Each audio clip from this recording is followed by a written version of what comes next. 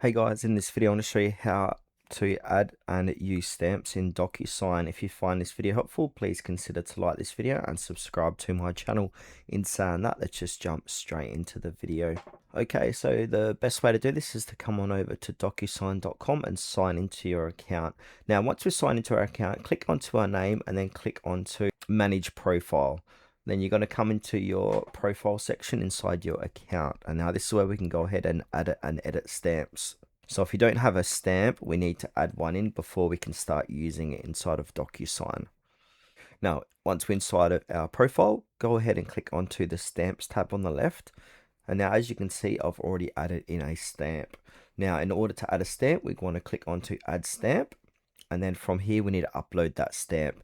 But please note, these are the formats supported: JPEG, GIF, PNG, BMP, XMS, BMP, IPX, and the stamp image must be no longer than 200 kilobytes.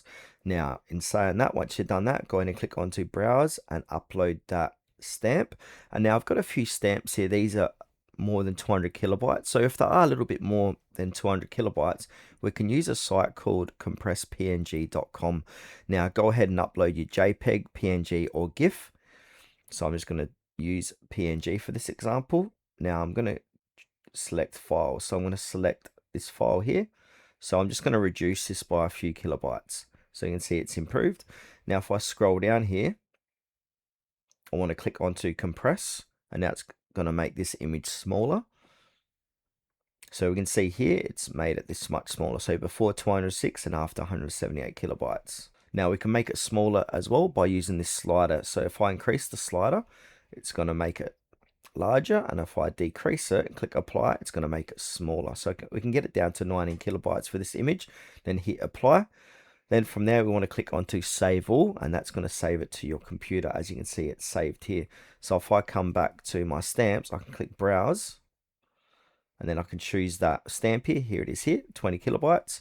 Now it says here change image type, just say no crop unless you want to crop, then click apply, then click next. And then we can also make this my default stamp. We can give this a name, so you can go ahead and call it whatever. I'm going to click create, and that's going to be my default stamp too. I'm pretty certain I selected it. No, I didn't. I can go ahead and click on actions, edit, and make this my default stamp. Click save. Now from here, we can come back to DocuSign. So you come back to apps.docusign.